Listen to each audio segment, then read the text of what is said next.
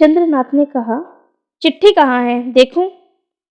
मणिशंकर ने चुपचाप बक्स खोलकर एक चिट्ठी उसके हाथ पर रख दी।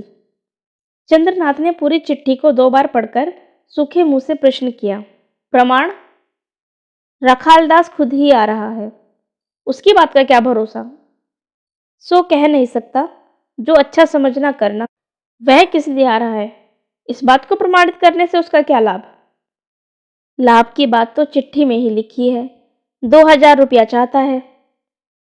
चंद्रनाथ ने उसके मुंह की ओर स्थिर दृष्टि से देखकर सहज भाव से कहा, यह बात अगर नहीं फूटी होती तो वह धमकी देकर रुपया ले जाता, किंतु उसकी आशा पर पाला पड़ गया। एक तरह से इसने उपकार ही कर दिया चाचा, इतना रुपया जो बचा दिया। मणिशंकर मारे लाज के मर गया। इच्छा हुई कि कह दे उन्होंने यह बात नहीं कही, किंतु तुरंत ही याद आ गया कि उन्हीं के जरिए यह बात खुली थी। स्त्री को अगर वे नहीं बताते तो कौन जान पाता, इसीलिए सिर झुकाए बैठे रहे। चंद्रनाथ ने फिर कहा, यह गांव हम लोगों का है, एक हीन लंपट और भिखारी मेरा अपमान करने के लिए मेरे गांव में आ रहा है। मेरे घर किस हिम्मत से आ रहा है वो, यह मैं आपसे नहीं पूछना चाहता, किंतु आज मैं आपसे यह बात जरूर पूछना चाहता हूं काका, कि मेरी मौत होने पर क्या आपको खुशी होगी? मणिशंकर ने जीभ काटकर कहा, छी छी, ऐसी बात जुबान पर मत लाओ चंद्रनाथ। चंद्रनाथ ने कहा, और किसी दिन लाने की आवश्यकता नहीं पड़ेगी, आप मेरे पूज्य हैं। आज अगर कोई अपराध कर दूं तो क्षमा कीजिएगा। आप मेरी समस्त धन संपत्ति ले लीजिए और खुश हो जाइए। मैं जा रहा हूं, वहां केवल माहवार भेज दिया करना।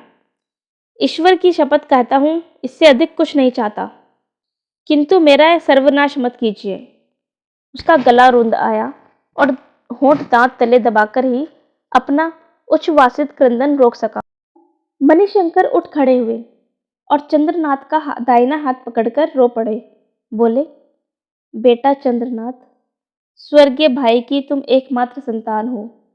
मैं भीख चाहता हूं बेटा, बुढ़े का सिर और तिरस्कार मत करो। चंद्रनाथ ने मुंह फेरकर तो आंखों में आंसू पोंछकर कहा, तिरस्कार नहीं करता काका, किंतु इतने बड़े दुर्भाग्य के बाद देश छोड़ देने के अलावा मेरे पास और कोई रास्ता नहीं। यही बात मैंने आपको बतला दी। मणिशंकर ने विस्मय के स्वर में कहा, देश का त्याग क्यों करोगे? अनजाने में ऐसी शादी की है, इसमें शर्माने की कोई बात नहीं, केवल प्रायश्चित करने से ही आवश्यकता है और उससे सब ठीक हो जाएगा। चंद्रनाथ चुप हो रहा। मणिशंकर ने उत्साहित होकर फिर कहा, उपाय काफी है।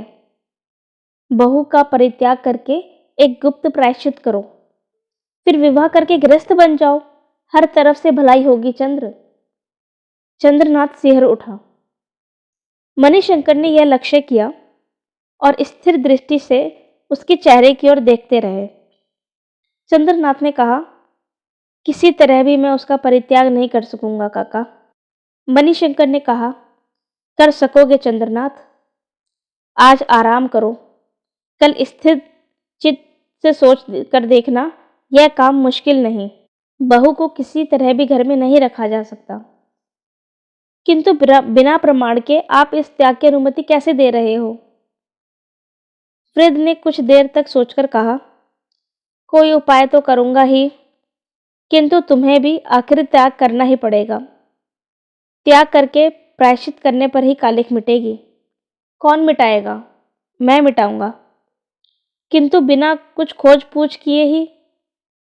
इच्छा हो तो खोज पूछ कर लो, परंतु यह बात झूठी नहीं, यह मैं निश्चित रूप से कह सकता हूं। चंद्रनाथ घर लौटकर अपने कमरे का दरवाजा बंद करके चारपाई पर लेट गया।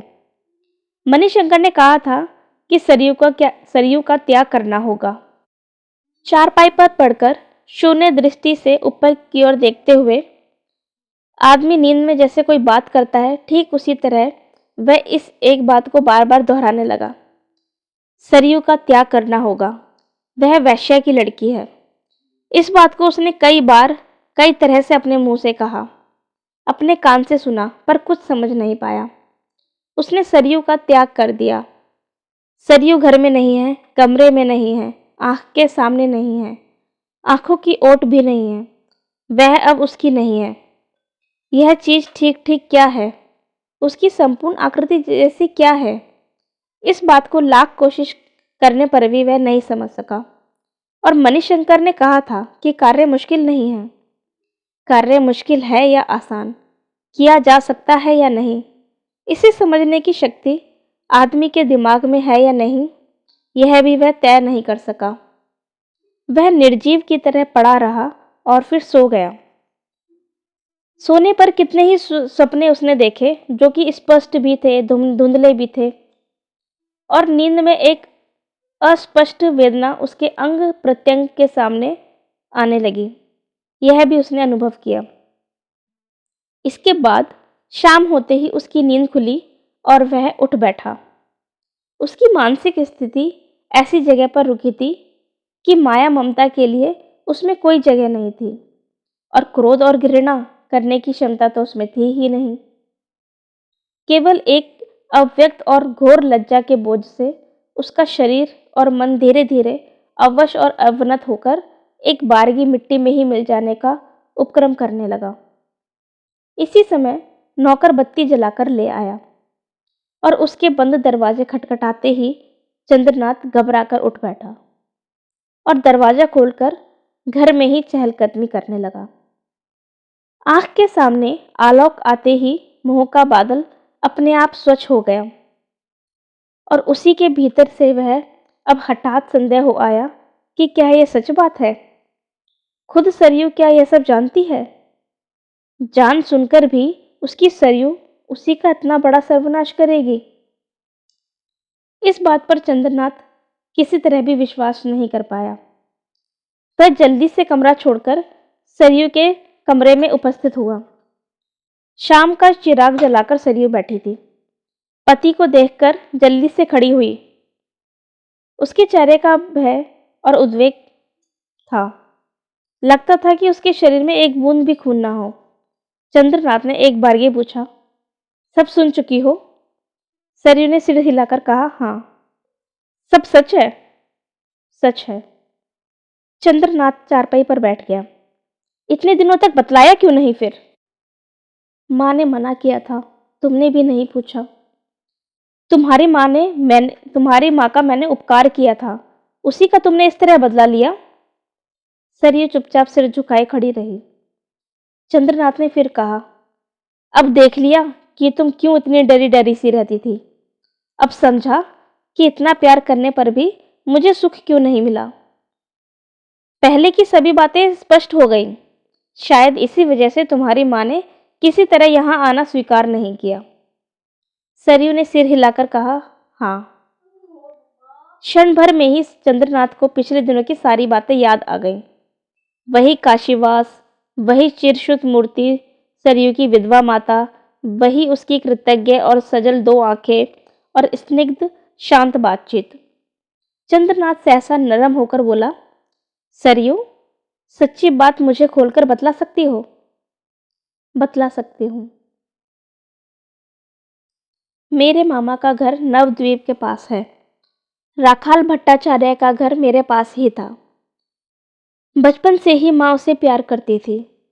दोनों में एक बार शादी की बातचीत भी हो गई थी, परंतु उसे नीच घर का कहकर शादी नहीं हो सकी। मेरे बाबा का घर हाली शहर में है। जब मैं 3 साल की थी तो बाबा के मरने के बाद माँ मुझे लेकर नवद्वीप लौट आई। इसके बाद जब मैं 5 साल की थी तभी मुझे लेकर माँ।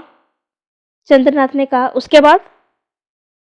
हम कुछ दिनों मथुरा रहे, वृंदावन रहे, इसके बाद काशी आए। इसी समय राखाल ने शराब पीना शुरू कर दिया। माँ के पास कुछ गहने थे, उसी को लेकर रोज झगड़ा होता। इसके बाद एक रात को वह सब कुछ चुराकर भाग गया। उस समय माँ के हाथ में एक पैसा भी नहीं था। 7-8 दिनों तक हम भीख मांगकर किसी तरह खाना खाते रहे। इसके बाद जो कुछ हुआ वह तुम खुद ही जानते हो। चंद्रनाथ के माथे में जैसे आग लगी। सरयू के मुंह की और क्रूर दृष्टि से देखकर उसने कहा, छी छी सरयू, तुम ऐसी हो? तुम लोग ऐसे हो? सब कुछ जानबूझकर भी तुमने हमारा इस तरह सर्वनाश किया। यह तो मैंने सपने में भी नहीं सोचा था कि तुम महापतिता हो। सरयू की आंखों से टप टप करके आंसू गिरने लगे। वह चुपचाप सिर झुकाए खड़ी रही। चंद्रनाथ यह नहीं देख पाया। अधिक कठोर होकर बोला, अब उपाय क्या है? सरयू ने आंखें से आंसू पोंछकर धीरे धीरे कहा, तुम बतला दो तो पास आओ। सरयू के पास आने का चंद्रनाथ ने जोर से उसका हाथ पकड़कर कहा, लोग तुम्हारा त्याग करने को कहते हैं, किंतु मुझ में यह साहस नहीं है। तुम्हें विश्वास नहीं होता? मैं सब विश्वास हार चुका हूं। क्षण भर में ही सरयू के उदास पीले चेहरे पर रक्त की एक रेखा झलक आई। अश्रु मलिन आंखें क्षण भर के लिए चमक आईं। उसने कहा, मुझे विश्वास नहीं? कुछ नहीं, कुछ नहीं, तुम सब कुछ कर सकती हो। सरयू ने उसके मुंह के पास मुंह लाकर अविचलित स्वर में कहा, तुम मेरे क्या हो यह तुम नहीं जानते। एक दिन मुझे अपनी ओर देखने को कहा था तुमने। आज एक बार मेरी ओर देखो। आज मैं उपाय बतला दूंगी, बोलो सुनोगे? सरयू ने कहा, मेरे जहर खा लेने पर और उपाय की क्या आवश्यकता होगी? चंद्रनाथ की पकड़ और कड़ी हो गई, जैसे भाग नहीं पाता हो। बोला, हो गया सरयू, हो गया। जहर खा पाओगी? खा पाऊंगी, खूब सावधानी से, खूब छिपाकर। वही होगा, आज ही। सरयू ने कहा, अच्छा, आज ही? चंद्रनाथ को जाते देखकर उसने पति के दोनों चरणों को पकड़कर कहा, मुझे आशीर्वाद भी नहीं दिया। चंद्रनाथ ने ऊपर की ओर देखकर कहा, अभी नहीं, जब चली जाओगी, जब मृत देह जलकर खाक हो जाएगी, तब आशीर्वाद दूंगा। सरयू ने पैर छोड़कर कहा, वही सही। चंद्रनाथ के चढ़ने के लिए उद्धत होते ही एक बार और दरवाजे पर पीठ लगाकर रास्ता रोककर खड़ी होकर बोली, मेरे जहर खाने पर तुम पर कोई विपत्ति नहीं आएगी। कोई नहीं। किसी को कुछ संदेह तो नहीं होगा? अवश्य होगा, पर रुपया देकर लोगों का मुंह बंद कर दूंगा। सरयू ने कहा, बिछौने के नीचे एक चिट्ठी रखकर छोड़कर जाऊंगी, वहीं देखना। चंद्रनाथ नजदीक आकर उसके माथे पर हाथ रखकर बोला, वही करना। अच्छी तरह से लिखकर अपना नाम स्पष्ट लिख देना, कोई यह ना समझ पाए कि तुम्हारा खून मैंने किया है। एक बात और, घर का दरवाजा और जंगला अच्छी तरह से बंद कर देना, ताकि कोई भी आवाज बाहर ना आए, मैं भी नहीं सुन पाऊं।